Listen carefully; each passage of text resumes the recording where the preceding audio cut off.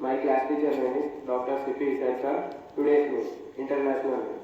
Two killed as cargo planes from Dubai skids off Hong Kong runway in sea. UK Isles. PM K. Starmer led Diwali greetings in UP. Nathan Shah says Israel dropped 153 tons of bombs on Gaza. International news. Delhi's air quality sense on Diwali. 34 out of 38 stations in red zone.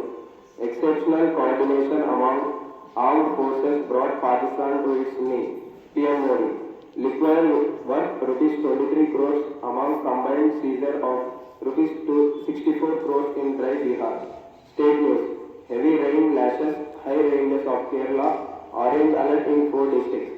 Karnataka Deputy CM Shivakumar asked BJP for evidence on fundraising allegations ahead of Bihar polls.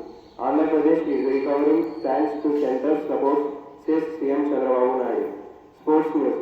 Rohit Sharma signals rises of Gambhir's go-to-man in first pitch after Agarwal's batting. England hammered New Zealand after Harry Brook and Phil Salt in second T20.